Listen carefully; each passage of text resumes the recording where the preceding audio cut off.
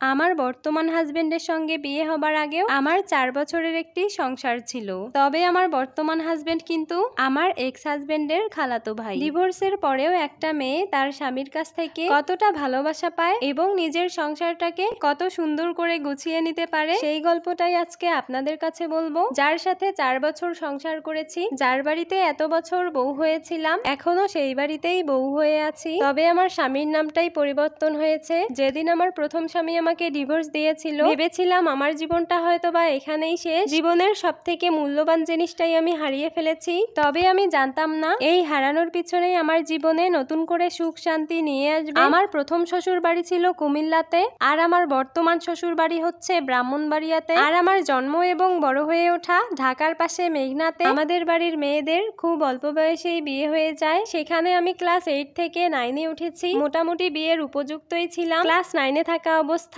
হঠাৎ করেই একদিন আমার ফুপু আমাকে বলল সেজে গুজে রেডি হয়ে থাকতে, আমাকে নাকি পাত্রপক্ষ দেখতে আসবে। আমার ফুপু হচ্ছে আমাদের বাসায় একমাত্র ব্যক্তি যার কথা কেউ ফেলতে পারে না, তাই ফুপু বলা মাত্রই আমার বোন এবং ভাবি মিলে আমাকে রেডি করিয়ে দেয়। আমাকে সেদিন 3 জন দেখতে এসেছিল, আমার বর্তমান শাশুড়ি, আমার আগের শাশুড়ি এবং আমার আগের হাজবেন্ড। আর সেদিন প্রথম দেখাতেই আমাকে তারা পছন্দ করে ফেলেছিল। গায়ের রং ফর্সা হওয়াতে নীল রঙের শাড়িতে নাকি বেশ মানিয়েছিল সেদিন। তবে আমার 2 শাশুড়ি আমাকে পছন্দ করলে আমার স্বামী যে আমাকে সেদিন পছন্দ করেনি সেটা আমি তখনই বুঝতে পেরেছিলাম, কারণ যেটুকু সময় তারা ছিল আমি 2-1 বার আমার হাজবেন্ডের দিকে তাকালেও সে কিন্তু আমার দিকে একবারও তাকায়নি। আমাকে দেখতে আসার কিছুদিন পরেই আমাদের বিয়ে হয়ে যায় এবং বিয়ের পরে আমি যখন আমার শ্বশুর বাড়িতে যাই, আমার শ্বশুর শাশুড়ি আমার সাথে ভালো ব্যবহার করলেও আমার স্বামী আমাকে কোনো গুরুত্বই দেয়নি। আমার হাজবেন্ড আমার সাথে যেমন আচরণ করত, আমার কাছ থেকে সব সময় দূরে দূরে থাকতো, তার এইসব আচরণ দেখে আমি বুঝতে পেরেছিলাম সে আমাকে একদমই সহ্য করতে পারে না। আমার বিয়ের 1 মাস পরেই আমি আমার চাচাতো ননদের কাছে শুনতে পাই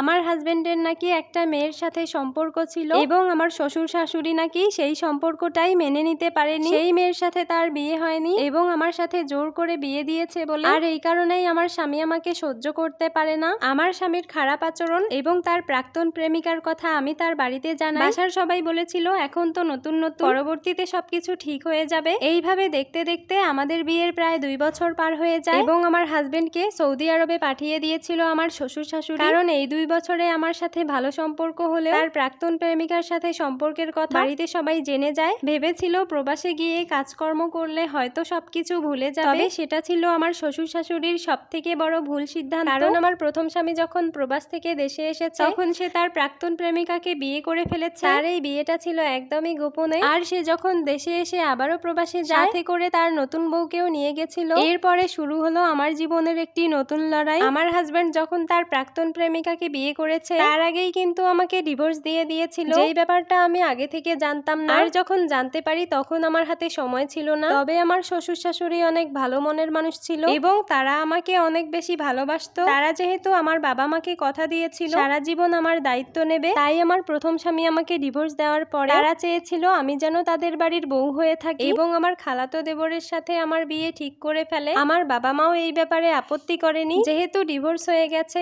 একটা ডিভোর্সি মেয়ে হলো সমাজের কাঁটা, আর তাকে কেউ সহজে বিয়েও করতে চায় না। আমার খালাতো দেবর অর্থাৎ আমার বর্তমান স্বামী কিন্তু আমার বয়সেরই, যদিও আমরা সেম বয়সের, তবুও আমরা একে অপরকে অনেক সম্মান করি। যেটুকু সম্মান আর ভালোবাসা পাওয়ার জন্য আল্লাহর কাছে অনেক কেঁদেছিলাম। আলহামদুলিল্লাহ আজকে আমি পরিপূর্ণ।